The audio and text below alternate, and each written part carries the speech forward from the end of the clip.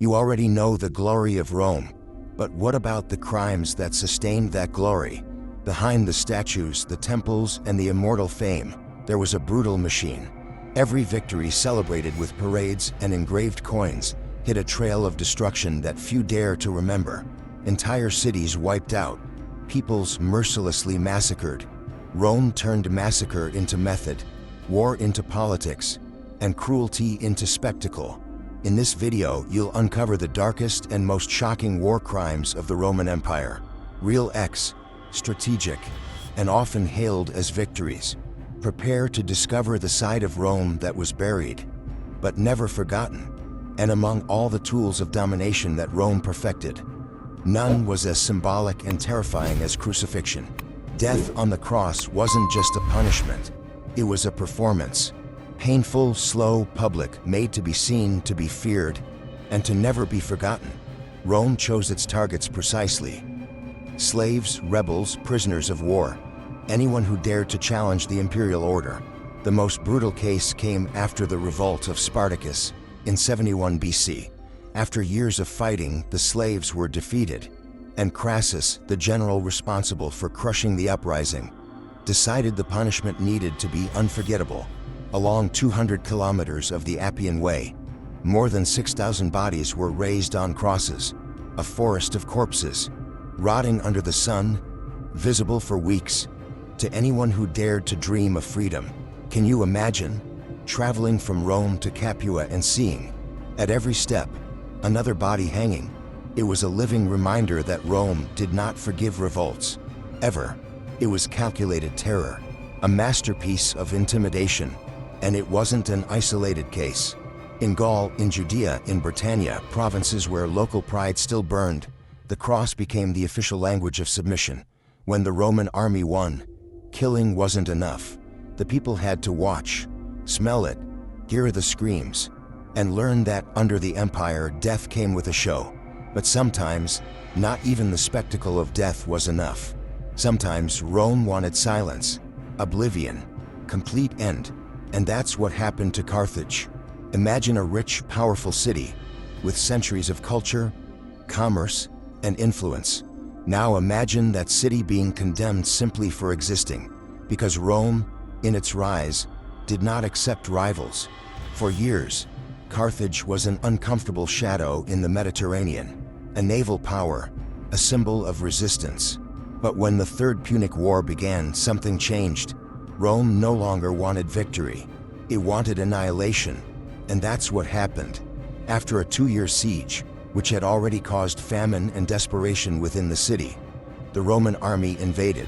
What followed was one of the most systematic extermination operations in ancient history. The city was burned, house by house, street by street.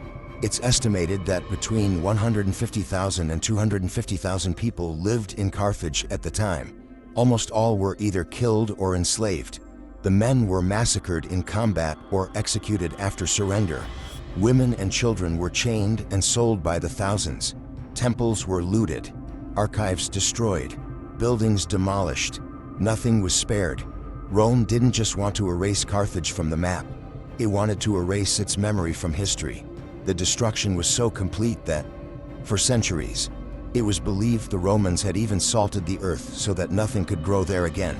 Even if that detail is symbolic, what matters is the result. Carthage disappeared. Rome turned an entire civilization into ashes and left the ruins as a warning. Resisting the empire meant vanishing, and Carthage wasn't the only one. Years later, Rome would apply the same logic of extermination in the Gallic campaigns under the command of Julius Caesar. Between 58 and 50 BC, Caesar led a series of offensives against dozens of Gallic tribes. His goal wasn't just to conquer territory, it was to break the spirit of resistance. And to do that, he resorted to violence on an industrial scale. Avaricum was the cruelest example. After a prolonged siege, the Romans invaded the city. Caesar allowed his troops to massacre nearly all its inhabitants. Around 40,000 civilians killed in a single day. The city was forcibly emptied, the ground covered in bodies. No distinction between combatants and innocents. And it didn't stop there. In Cenabum, the population was burned alive inside their homes.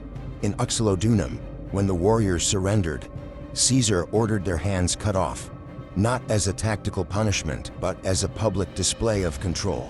The idea was simple: leave enough people alive to serve as an example. Men permanently marked, mutilated, walking among the living as permanent reminders of what happens to those who challenge Rome.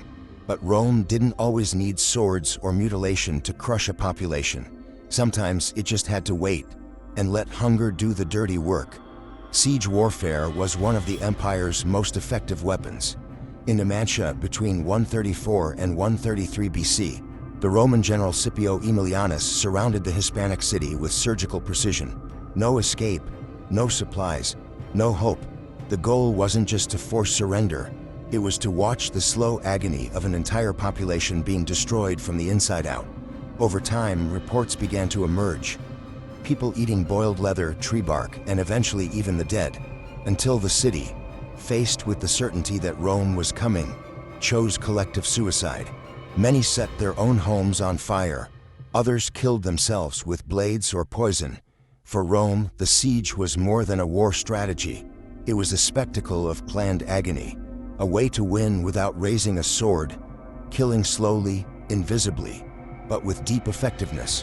And when the siege ended, when the city gates opened and the last breath was silenced, Rome still wasn't finished, because what remained from the destruction wasn't forgotten. It was counted. Men, women, children all became property. Large-scale slavery was an official policy of the Roman Empire. It was routine. For Rome, slavery wasn't a collateral consequence of war. It was one of its central objectives. Every conquered city generated profit. Every prisoner became currency. In 167 BC, after the defeat of the kingdom of Epirus, General Aemilius Paulus ordered the mass enslavement of the population. Around 150,000 people were captured. Men, women, and children dragged from their homes, separated from their families, and sold as merchandise. These people were torn from their homes and scattered across the empire, used in farms, mines, public works, patrician households, and even as political tools, given as gifts or traded for favors. And it didn't stop there. After the siege of Jerusalem in 70 AD, when the city had already been overcome by hunger and violence, around 90,000 Jews were taken as slaves. The youngest and strongest were reserved for triumphal parades, displayed in chains before crowds who cheered their defeat. Others were sent to forced labor in the mines, where life expectancy was measured in months. The least fit were simply discarded. For Rome, there was no reconciliation. Those who lost everything, including their humanity. In the end, what Rome called civilization was often a machine of refined cruelty. There was no room for mercy, nor for remorse, only for domination. Now I want to know your opinion. Which of these stories shocked you the most? If you lived in that time, would you have the courage to defy Rome? Leave your answer in the comments. I want to know what you think. And if you enjoyed the story and want to see more epic content like this, don't forget to like the video and subscribe to the channel. In the video that appears on your screen, we'll reveal the secrets that stopped Alexander from conquering Rome.